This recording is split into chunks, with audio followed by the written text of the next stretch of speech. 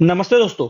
आज का डेट है 1 सितंबर 2023 और अभी हम डिस्कस करेंगे द हिंदू के कुछ इंपॉर्टेंट आर्टिकल्स जो भी है हिंदी में। ठीक है, तो सबसे पहले देख लेते हैं कि आज के द हिंदू में कौन कौन से आर्टिकल इंपॉर्टेंट है। तो आज एक आर्टिकल है जिसमें कहा गया है कि भारत के द्वारा जो आपत्ति जताई गई थी, चाइना का भी लेटेस्ट मैप जारी किया गया था चाइना के द्वारा। तो भारत के बाद फिलीपींस, मलेशिया और इंडोनेशिया जैसे देशों ने भी चीन के नए नक्शे का विरोध किया है। तो इसी से संबंधित हम लोग आज वर्ल्ड मैप भी डिस्कस कर लेंगे, जैसे फिलीपींस कहाँ पे है, उसका लोकेशन, उसकी राजधानी और आसपास के जितने भी कॉन्फ्लिक्टेड एरिया हैं, जिस क्षेत्र में विवाद है, उन सभी क्षेत्रों को हम लोग डिस्कस कर लेंगे। उसके बाद अगला आर्टिकल है एक प्रगतिशील यूसीसी, जो यूनिफॉर्म सिविल कोड लाया जाने वाला है भारत सरकार के द्वारा। तो इसके लिए कहा जा रहा है कि माता पिता के संबंधों के अलावा हमें बच्चों के सर्वोत्तम हित की भी रक्षा करनी चाहिए। जैसे जो बच्चे अडॉप्ट किए जाते हैं तो उनके जो दत्तक माता पिता होते हैं उनके भी अधिकारों की रक्षा की जाए। ठीक है, वहीं अगला आर्टिकल है दलित लक्षित हिंसा, मतलब कि तमिलनाडु में अभी हाल ही में दलितों पे हिंसा की गई है। दो स्कूली भाई बहन थे, उन पे सिगरेट लाने को कहा गया था। ठीक है, उसी से संबंधित मामला था और उस पर मारपीट हुई थी, जिसके लिए बहुत से बच्चों को गिरफ्तार भी किया गया है। ठीक है, अगला आर्टिकल है भारत में अगस्त में सदी की सबसे कम बारिश दर्ज की गई आईएमडी के द्वारा। ठीक है, तो इसके बारे में भी विस्तार से डिस्कस करेंगे, क्यों ऐसा हो रहा है। लगातार जो अल नीनो का प्रभाव बढ़ रहा है, जिसके कारण अगस्त माह में बहुत ही कम बारिश हुई। इसमें कहा गया है भारत के बाद फिलीपींस, मलेशिया और इंडोनेशिया ने चीन के वर्तमान जारी किए गए नक्शे का विरोध किया है। इसमें कहा जाता है चीन ने अपने राष्ट्रीय मानचित्र का एक नया संस्करण प्रकाशित किया। इसके बाद भारत, फिलीपींस, मलेशिया, वियतनाम और ताइवान ने इसे पूर्णतः खारिज किया। ठीक है, उसके बाद इन देशों ने चीन पे आरोप लगाया कि वह अपने क्षेत्रों पर जो दावा कर रहा है, भारत ने भी इसे नकारा और कहा कि इससे सीमा विवाद को और जटिल बना रहा है चाइना। भारत ने मंगलवार को, ठीक है, मंगलवार को चीन के तथाकथित मानक मानचित्र पर कड़ा विरोध दर्ज कराया, जिसमें अरुणाचल प्रदेश और अक्साई चीन, इन दोनों क्षेत्रों पे चाइना ने अपने मैप में दिखाया था। ठीक है, तो भारत ने कहा कि इस तरह के कदम सीमा विवाद के समाधान को केवल जटिल बनाता है। भारतीय विदेश मंत्रालय ने भी चीन के दावों को आधारहीन करार देते हुए खारिज कर दिया और कहा कि विदेश मंत्री जो हमारे एस जयशंकर हैं, उन्होंने कहा कि चीनी कदम पर प्रतिक्रिया देते हुए कहा कि सिर्फ बेतुके दावे करने से दूसरे लोगों का क्षेत्र आपका नहीं हो सकता। ठीक है, यहाँ पे कहा गया है। अब हम लोग फिगर देख लेते हैं। देखिए, ये फिगर है जो चाइना डिस्प्यूटेड क्लेम करता है। जैसे चाइना का जो क्षेत्र है, ये क्षेत्र को चाइना बोलता है कि ये मेरा क्षेत्र है। ठीक है, जबकि यहाँ पे ये क्षेत्र जो है, देखिए यहाँ पे डिनोट किया गया है कि रेड में चाइना का है, येलो में फिलीपींस का है, उसके बाद ग्रीन में मलेशिया का है, ब्राउन में ब्रुनई का है और ब्लू में वियतनाम का है। तो ये बहुत ही अच्छा फिगर है। ठीक है, इससे कि चीजों को हम लोग बेहतर तरीके से समझ सकते हैं कि चाइना जो विस्तार की नीति अपनाए हुए है और उसको किस हद तक ये सारे देश द्वारा काउंटर किया जा रहा है, ये सारे देश पूर्णतः विरोध कर रहे हैं। ठीक है, तो यहाँ पे जो साउथ चाइना सी है, इन क्षेत्रों पर भी चाइना अपना एक छत्र नियंत्रण करना चाह रहा है। तो देखिए, ये साउथ चाइना सी हो गया, उसके बाद इधर वियतनाम है, नीचे मलेशिया, ब्रुनई, लोकेशन जरूर याद रखिएगा, फिलीपींस, उसके बाद ताइवान। ताइवान पे हमेशा बोलता है चाइना कि ये मेरा क्षेत्र है, परंतु अभी हाल ही में ताइवान ने अपना एक वक्तव्य जारी किया जिसमें कहा है कि चाइना का कभी भी ताइवान पे अधिकार नहीं था। यहाँ पे कहा जाता है कि साउथ चाइना सी जो है more than 3 million square kilometre cover करता है। उसके बाद ट्रेड भी जो होता है $5 ट्रिलियन होता है। ठीक है, यहाँ पे एनुअली। उसके बाद ऑयल और गैस के क्षेत्र में भी साउथ चाइना सी बहुत ही इंपॉर्टेंट है। तो यहाँ पे कहा जाता है कि major unexploited oil and gas deposit are believe to lie under the seabed, मतलब कि इस क्षेत्र के सीबेड में बहुत ज्यादा ऑयल और गैस जो अभी भी अनएक्सप्लॉइटेड, अभी भी यूज नहीं हुए हैं, जिसको यूज किया जा सकता है। परंतु चाइना चाह रहा है कि इस पे पूरा नियंत्रण मेरा हो जाए और हर एक जगह पे सारे मिनरल्स पे उसी का नियंत्रण हो जाए। ठीक है, एक और हम लोग फिगर देख लेते हैं, अच्छे से इस क्षेत्र को समझ लेते हैं, ठीक है। तो चाइना कहाँ कहाँ क्लेम कर रहा है, तो ये जो रीजन है, ये रीजन को भी चाइना क्लेम कर रहा है। उसके बाद ये वियतनाम के साउथ में जो क्षेत्र है, यहाँ पे भी चाइना क्लेम कर रहा है, परंतु यहाँ पे मलेशिया और इंडोनेशिया दोनों क्षेत्र है यहाँ पे। उसके बाद इस क्षेत्र को जो है स्पार्टली आइलैंड है, यहाँ पे ये जो इतने सारे आइलैंड है, इन क्षेत्रों को चाइना अपना बताता है, परंतु यहाँ पे फिलीपींस भी बोलता है कि ये हमारा क्षेत्र है। और जो पहले के समझौते हुए हैं उसमें भी ऑलरेडी कहा गया है, फिलीपींस के द्वारा यहाँ पे कहा गया है कि फिलीपींस का ही इन आइलैंड पे अधिकार है। उसके बाद और ये क्षेत्र है ताइवान का क्षेत्र, यहाँ पे भी चाइना अपना अधिकार दिखाता है, ठीक है। अब देख लेते हैं कौन कौन देश ने इसके नए नक्शे का विरोध किया। तो मनीला ने पहले ही 2013 में चीन के राष्ट्रीय मानचित्र के प्रकाशन का विरोध किया था, जिसमें कालायान द्वीप समूह या स्प्रेटली, जो अभी हम लोग फिगर में देखें, ठीक है, ये है स्प्रेटली, ठीक है, ये है स्पार्टली फिगर। तो इसी के बारे में मनीला कहते हैं कि स्पेटली के कुछ हिस्सों को चीन की राष्ट्रीय सीमा के भीतर रखा गया है, जिसका इसने कड़ा विरोध किया। उसके बाद मलेशिया ने भी विरोध किया। दक्षिणी चीन सागर में चीन के दावों को मान्यता नहीं देता है, जैसा कि चीन के मानक मानचित्र के ताजा संस्करण में बताया गया कि उसमें मलेशिया के समुद्री क्षेत्र भी शामिल है, ठीक है। जो मलेशिया का समुद्री क्षेत्र है, ये जो क्षेत्र है, यह भी यहाँ पे क्लेम कर रहा है चाइना, जिसपे यह पूर्णतः विरोध कर रहा है मलेशिया। उसके बाद वियतनाम ने भी होआंगशा और ड्रुओंगशा, मतलब कि पैराशेन और स्प्रेटली द्वीप, ठीक है, पर अपनी संप्रभुता को दृढ़ता से दोहराता है कि वियतनाम का भी, जो इस स्प्रेटली है, ये वियतनाम है, इस पे भी अधिकार है वियतनाम का भी, ठीक है। तो यहाँ पे स्प्रेटली जो आइलैंड है, यहाँ पे वियतनाम का भी है, फिलीपींस का भी है, उसके बाद चाइना का है, ठीक है। वहीं चीन के किसी भी समुद्री दावे को दृढ़ता से खारिज करता है वियतनाम। ताइवान के द्वारा कहा जाता है, ताइवान के विदेश मंत्रालय ने भी चीन के नए मानक मानचित्र की आलोचना करते हुए कहा कि ताइवान पर कभी भी चीन का शासन नहीं रहा, ठीक है। तो ये कुछ पॉइंट्स हैं जो बहुत ही इंपॉर्टेंट है, ठीक है। इसको और भी अच्छे से देख सकते हैं एक फिगर में। तो देख लीजिए, यहाँ पे साउथ चाइना सी है। अभी हम लोग बात कर रहे थे वियतनाम का, ये है स्पार्टली आइलैंड, जिसपे सबसे ज्यादा विवाद है, क्योंकि यहाँ पे फिलीपींस भी अपना अधिकार जमाता है, वियतनाम भी अपना अधिकार जमाता है, और चाइना तो बोलता है पूरा का पूरा आइलैंड ही उसका है।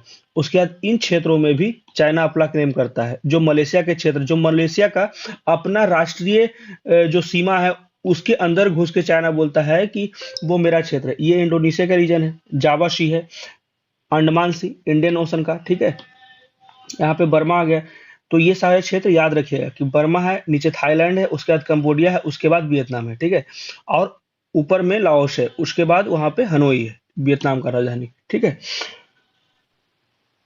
अब अगला आर्टिकल है, एक प्रगतिशील यूसीसी मतलब यूनिफॉर्म सिविल कोड को बच्चों को सर्वोत्तम हितों की रक्षा करनी चाहिए। यहाँ पे कहा जाता है जो यूनिफॉर्म सिविल कोड अभी लागू होने वाला है भारत में, इससे सिर्फ जो हमारे धार्मिक कानून है उस पर ध्यान नहीं दिया जाए, इस पे बच्चों के सर्वोत्तम हित की रक्षा की जाए। जो खास के बच्चों, यहाँ पे कहा गया है एडॉप्टेड, ठीक है, एडॉप्टेड बच्चों के, या वहां पे इसका एग्जाम्पल भी आता है कि जो रेप किए गए, ठीक है, रेप से पीड़ित कोई भी महिला है और वो किसी बच्चे का जन्म देती है, तो क्या उसके जो पति हैं या जो रेप अटेम्प्ट किया था उस पे उस बच्चे का अधिकार होगा कि नहीं होगा, इसी संबंधित इस पे पूरा डिस्कशन किया जाता है। तो इसमें कहा जाता है, ऐसे समय में जब सरकार 18 से 22 सितंबर, अभी 18 से 22 सितंबर में एक स्पेशल सेशन होने वाला है, ठीक है, संसद में।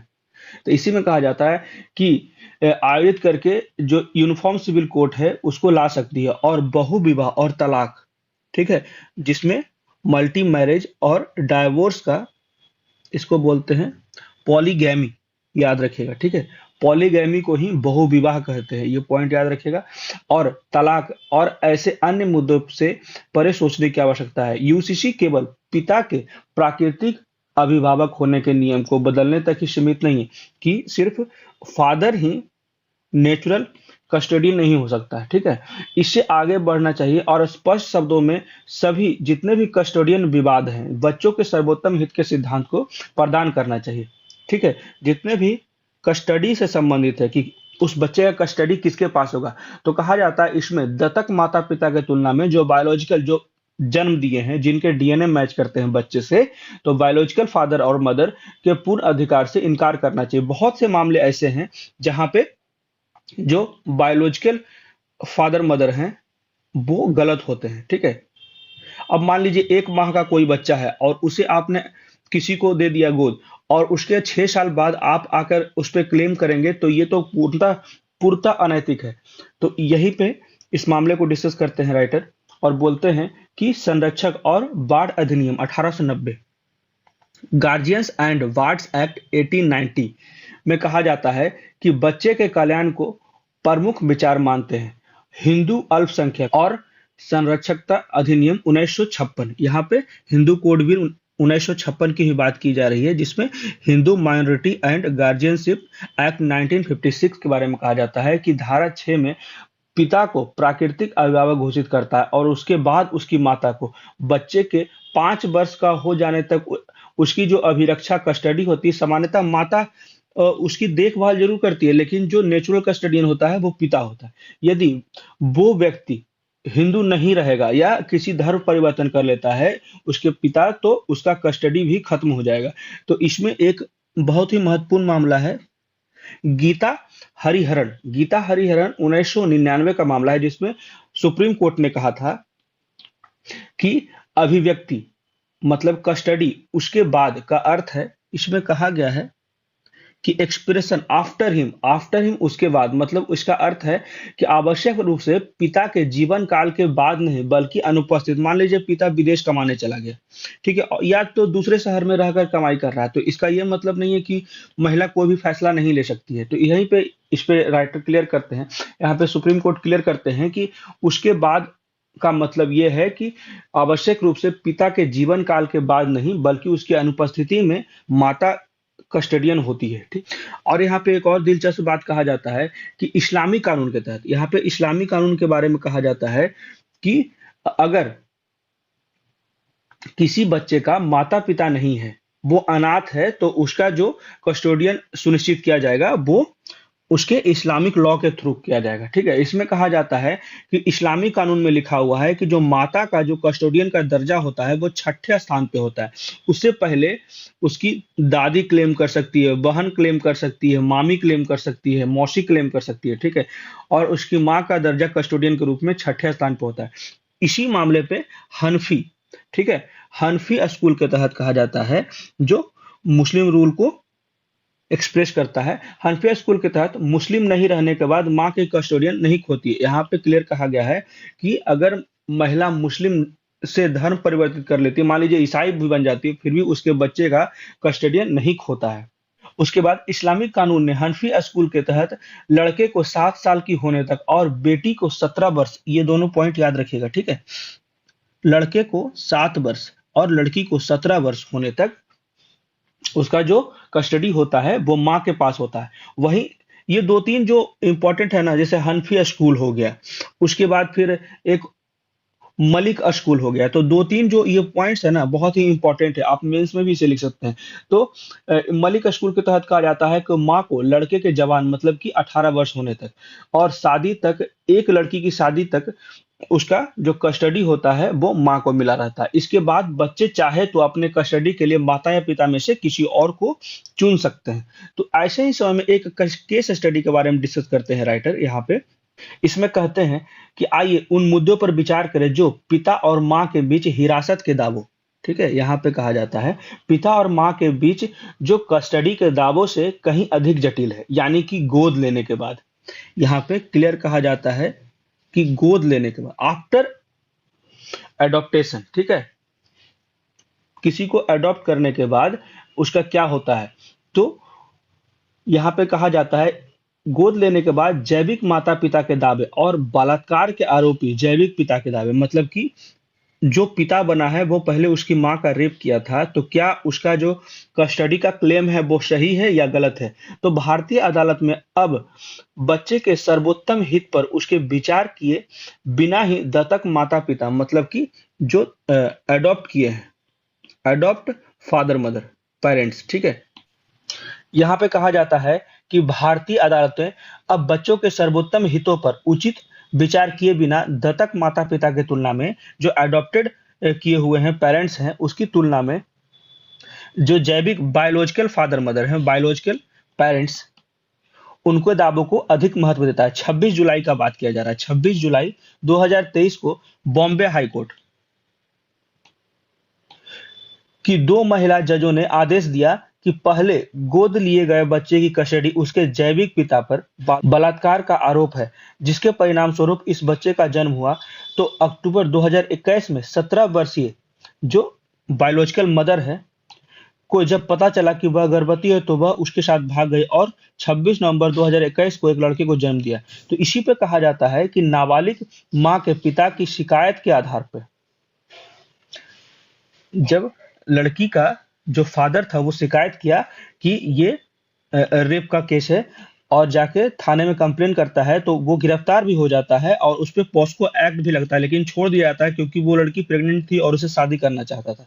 ठीक है, तो यहाँ पे यही बात कहा जा रहा है कि उसे लेकिन बाद में जमानत दे दिया जाता है। तो माँ और बच्चे को मुंबई में एक घर भी दे दिया जाता है, परंतु यहाँ प्रॉब्लम ये है कि जो बायोलॉजिकल मदर है वो किसी और से शादी कर लेती है। ठीक है, तो और बच्चे को अनाथ आश्रम में दे देती है। ठीक है, उसको कहा जाता है बाल कल्याण समिति को सौंप देती है। गया है कि किशोर न्याय अधिनियम की धारा 38(3) के तहत यौन उत्पीड़न की पीड़िता का अवांछित बच्चा होने के कारण जो बाल कल्याण समिति द्वारा गोद लेने के लिए बच्चे को स्वतंत्र घोषित कर दिया गया, क्योंकि महिला ने शादी कर लिया, उसकी मां ने दूसरे व्यक्ति से शादी कर लिया और इसे स्वतंत्र कर दिया किसी को भी गोद लेने। आश्चर्यजनक बात यह है कि उसका जो पिता था, बायोलॉजिकल फादर, जिस पे आरोप लगा था रेप का, और वो सजा से छूट गया था। ठीक है, उसके बाद वो हैबियस कॉर्पस किसमें है?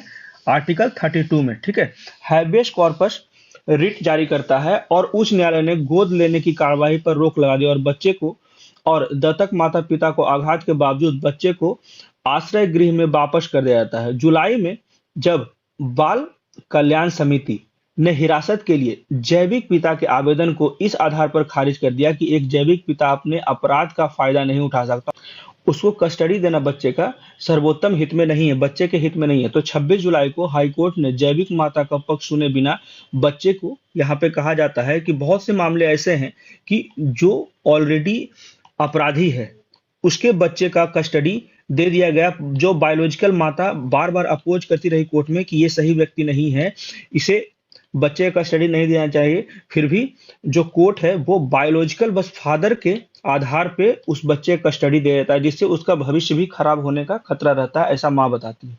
ठीक है, तो यहीं पे एक और मामला देख लेते हैं।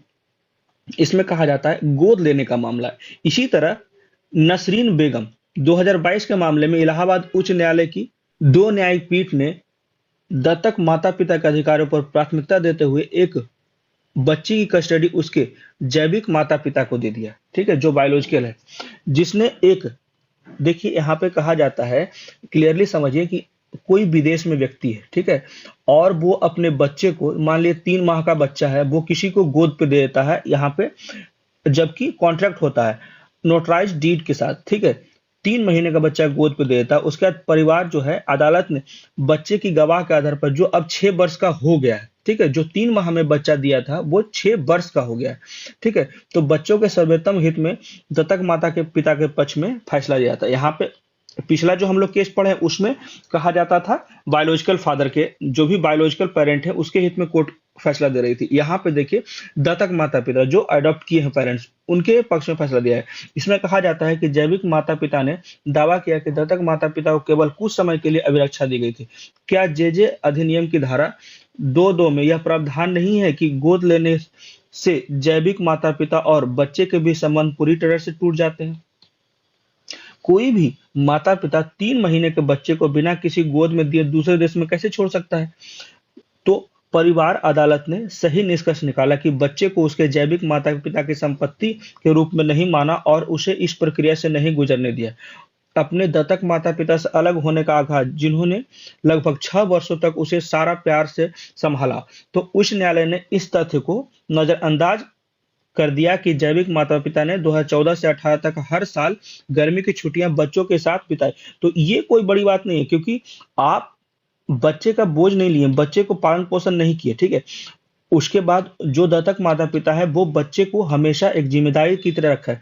आप तो गर्मी छुट्टी में जाकर बस खेलने का एक साधन समझे, तो यही यहाँ पे कहा जा रहा है कि उसके द्वारा मुलाकात से इनकार करने का आरोप तथ्य से नहीं बनाया गया। वास्तव में गोद लेने के दस्तावेज में जैविक माता पिता द्वारा मुलाकात का कोई अधिकार शामिल नहीं था।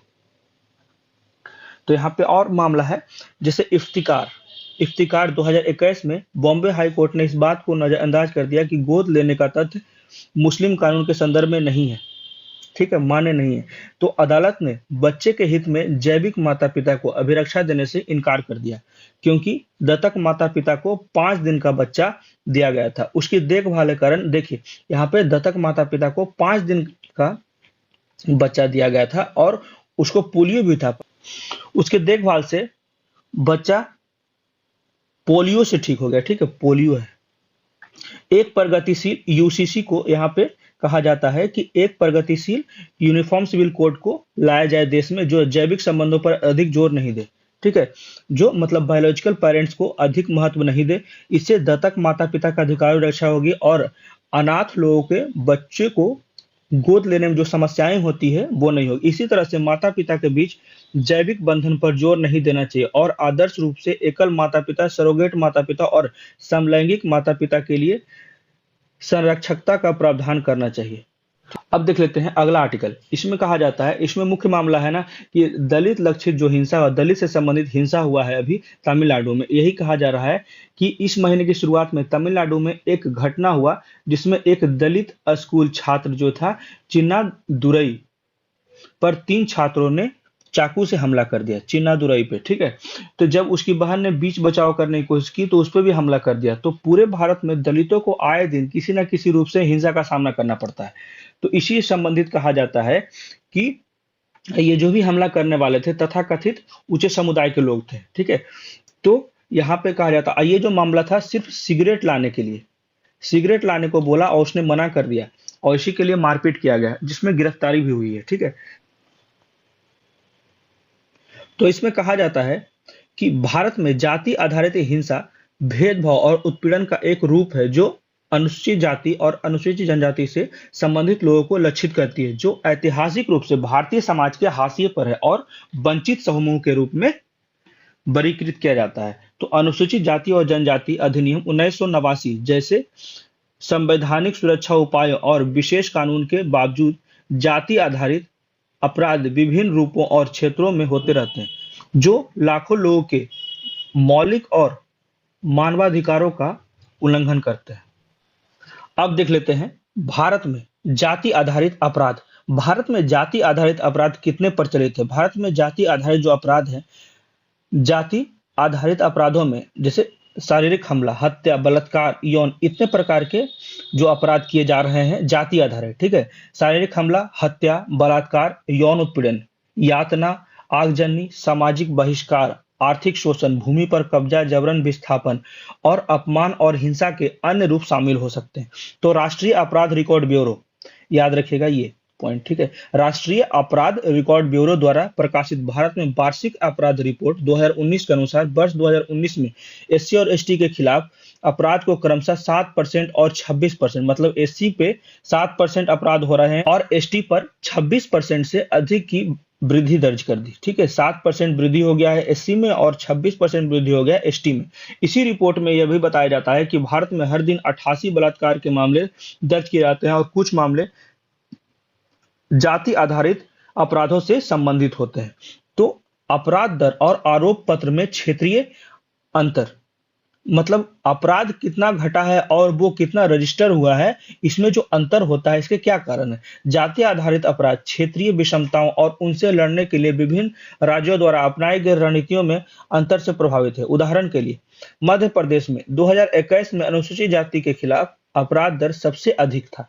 फिर राज्य में 2020 में अनुसूचित जाति के खिलाफ अपराध दर भी सबसे अधिक था और 2019 में राजस्थान एमपी के बाद था, ठीक है, दूसरे स्थान पर। लेकिन आंकड़ों से यह भी पता चलता है कि मध्य प्रदेश में आरोप पत्र दाखिल करने की दर अधिकांश भारतीय राज्यों की तुलना में भी अधिक है। इसका पड़ोसी राज्य इस पहलू पर बहुत ही पीछे, जिससे पता चलता है कि राज्य पुलिस को और भी कुछ करना चाहिए। यहाँ पे यही मुख्य मुद्दा था कि जो अपराध हुआ है उस क्षेत्र में और कितना अपराध दर्ज हुआ है, इसका जो अंतर है उसके समाधान के लिए पुलिस को थोड़ा अपने नियमों में बदलाव करना चाहिए। ठीक है, भारत में जाति आधारित अपराधों के कारण क्या है? तो जाति व्यवस्था और पदानुक्रम संरचना। जाति व्यवस्था वंश और व्यवसाय पर आधारित एक प्राचीन सामाजिक स्तरीकरण एक कठोर पदानुक्रमित संरचना बनाती है, या जहां व्यक्तियों को विशिष्ट जातियों में वर्गीकृत किया जाता है। ठीक है, यही पदानुक्रम तो बहुत ज्यादा समस्या का जड़ बना हुआ है, किसी भी समाज में शांति स्थापित नहीं करने देती है ये पदानुक्रम। ठीक है, जो हमने भी बनाया था उस समय, इस पे अब ज्यादा डिस्कस नहीं किया जाएगा, ये जातिगत मुद्दा है। ठीक है, तो यह व्यवस्था ऊंची जातियों में श्रेष्ठता की भावना और निचली जातियों में हीनता की भावना को बढ़ावा देता है, जिससे निचली जातियों के खिलाफ भेदभाव और हिंसा होती है। सामाजिक मानदंड और सांस्कृतिक मान्यताएं। सामाजिक मानदंड और सांस्कृतिक मान्यताएं जो अक्सर पीढ़ियों से चली आ रही है, जाति आधारित श्रेष्ठता और हीनता की धारणा को पुष्ट करती है। ये मानदंड भेदभावपूर्ण दृष्टिकोण और प्रथाओं को सामान्य बनाते हैं, जिससे जाति आधारित हिंसा से मुक्त होना चुनौतीपूर्ण हो जाता है। ठीक है, जिसमें मुख्य बातें हैं यहाँ पे आर्थिक शोषण। जाति आधारित हिंसा जो कभी कभी आर्थिक उद्देश्य से प्रेरित होती है। निचली जाति के व्यक्तियों को प्रमुख जातियों समूह द्वारा शोषण, जबरन श्रम, आर्थिक उत्पीड़न का शिकार होना पड़ता है, जिससे संघर्ष और हिंसा उत्पन्न होता है। राजनीतिक सत्ता संघर्ष। जाति आधारित हिंसा राजनीतिक सत्ता संघर्ष से भी जुड़ा हुआ है। प्रभावशाली जाति समूह अपना प्रभुत्व और प्रभाव बनाए रखने हेतु निचली जाति के व्यक्तियों की राजनीतिक आकांक्षाओं और प्रतिनिधित्व को दबाने के लिए हिंसा को इस्तेमाल करते हैं। ठीक है, अंतरजातीय विवाह। पारंपरिक जाति समूह को चुनौती देने के लिए अंतरजातीय विवाह को कभी कभी अपनी जाति की शुद्धता की रक्षा के लिए समाज के रूढ़िवादी वर्गों से शत्रुता और हिंसा का सामना करना पड़ता है। वहीं कानूनों के कार्यान्वयन में अभाव। कानूनी सुरक्षा के बावजूद जाति आधारित हिंसा के खिलाफ कानूनों का प्रभावी कार्यान्वयन कुछ क्षेत्रों में एक चुनौती बना हुआ है, जिससे अपराधियों के लिए दंड मुक्ति की संस्कृति विकसित हो रही है। जाति आधारित अपराधों के निहितार्थ क्या है? ठीक है, इसमें कहा जाता है कि जाति आधारित जो अपराध हो रहे हैं उसके क्या कारण है मुख्यतः, तो मानव अधिकारों का उल्लंघन। तो जाति आधारित हिंसा के परिणाम स्वरूप जीवन, गरिमा, समानता, स्वतंत्रता के अधिकार सहित गंभीर मानवाधिकारों का उल्लंघन होता है। ऐसी हिंसा के पीड़ितों को शारीरिक एवं मनोवैज्ञानिक नुकसान होता है, जिसके आघात और दीर्घकालिक भावनात्मक संकट होता है, जिसमें सामाजिक विखंडन, समाज अनेक भागों में बढ़ जाता है इस जाति आधारित अपराधों का कारण। तो जाति आधारित हिंसा सामाजिक विभाजन को गहरा करती है और विभिन्न जाति समूह के बीच शत्रुता उत्पन्न करती है। यह सामाजिक एकता को बाधित करता है और एक सामंजस्यपूर्ण और समावेशी समाज के निर्माण के प्रयासों को कमजोर करता है। भय और असुरक्षा। जाति आधारित हिंसा हाशिए पर रहने वाले समुदायों के बीच भय और असुरक्षा का माहौल पैदा करती है, हिंसा और भेदभाव का डर को जन्म देती है। ठीक है, और प्रभावित व्यक्तियों की अभिव्यक्ति और आवाजाही मतलब कि स्वतंत्रता के लिए, अपने अभिव्यक्ति की स्वतंत्रता के लिए प्रतिबंधित करती है। यहाँ पे जाति आधारित हिंसा जो है वो हाशिए पर रहने वाले समुदाय के विकास और सशक्तिकरण में भी बाधा डालती है। इसका जो सशक्तिकरण के लिए सरकार इतना आगे प्रयासरत रहे, इसमें भी बाधा डालती है। यह शिक्षा, स्वास्थ्य देखभाल और आर्थिक अवसरों तक उसकी पहुंच को सीमित करता है, जिससे उन्हें अपनी पूरी क्षमता का एहसास करने से रोकता है। संस्थानों में विश्वास की हानि। जाति आधारित हिंसा राज्य संस्थानों, कानून प्रवर्तन एजेंसियों, न्याय प्रणाली में विश्वास खत्म करता है। वहीं पीड़ित और उनके समुदाय आगे और उत्पीड़न के डर या सिस्टम में विश्वास की कमी के कारण न्याय मांगने या घटनाओं को रिपोर्ट में झिझकने लगते हैं, क्योंकि उनका न्याय पे विश्वास भी कम हो जाता है।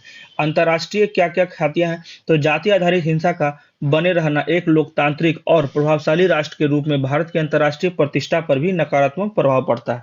यह वैश्विक समुदाय के बीच जातिगत पहचान के आधार पर भेदभाव और हिंसा की व्यापकता के बारे में चिंता पैदा करता है। जाति आधारित भेदभाव के खिलाफ क्या सुरक्षा उपाय उपलब्ध, अब देख लेते हैं संवैधानिक प्रावधान। अनुच्छेद 15 राज्य किसी भी नागरिक के खिलाफ धर्म, मूल वंश, जाति, लिंग, जन्म स्थान या इनमें से किसी आधार पर भेदभाव नहीं करेगा। यहाँ संवैधानिक प्रावधान किए गए हैं SC ST के रक्षा के लिए।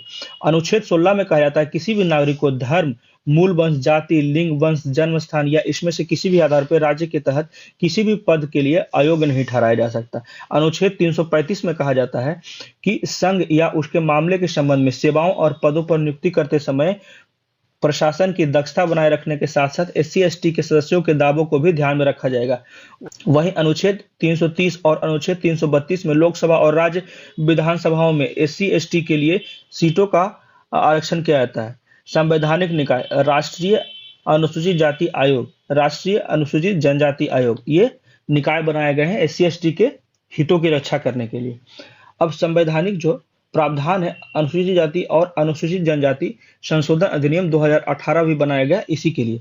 फिर भारत में जाति आधारित अपराधों को रोकने और निवारण के लिए संभावित समाधान क्या क्या है, तो कानून के कार्यान्वयन को सुदृढ़ बनाना, तो SC ST अधिनियम 1989, नागरिक अधिकार संरक्षण अधिनियम 1955, उसके बाद मैनुअल स्कैवेंजर्स के रूप में रोजगार का निषेध और उसका पुनर्वास अधिनियम 2013। अब राज्य संस्थानें क्या कर रही है, तो अपराधियों को रोकने, जांच करने, मुकदमा चलाने, दंडित करने और पुनर्वास के लिए पुलिस, न्यायपालिका, शिक्षा, स्वास्थ्य और कल्याण क्षेत्र में कार्य कर रही है। वहीं जागरूकता और संवेदनशीलता को बढ़ावा देने के लिए क्या कर रही है, सभी हितधारकों में जिसमें ऊंची जाति, निचली जाति, नागरिक समाज संगठन, मीडिया, शिक्षाविद, धार्मिक नेता और राजनीतिक दल शामिल हैं। SC और ST को सशक्त बनाना, इसके लिए क्या किया जा रहा है, तो SC ST को सशक्त बनाने के लिए शिक्षा, रोजगार, भूमि अधिकार, राजनीतिक प्रतिनिधित्व, सामाजिक लामबंदी, उसके बाद कानूनी सहायता, परामर्श सेवाओं के माध्यम से SC ST को सशक्त बनाने का प्रयास किया जा रहा है। वहीं संवाद और मेल मिलाप को बढ़ावा देना, इसके लिए क्या किया जा रहा है, कदम उठाया जा रहा है, विश्वास और एकजुटता का निर्माण, रूढ़ियों और पूर्वाग्रहों को चुनौती देना और विविधता और मानवीय गरिमा के प्रति सम्मान को बढ़ावा देना।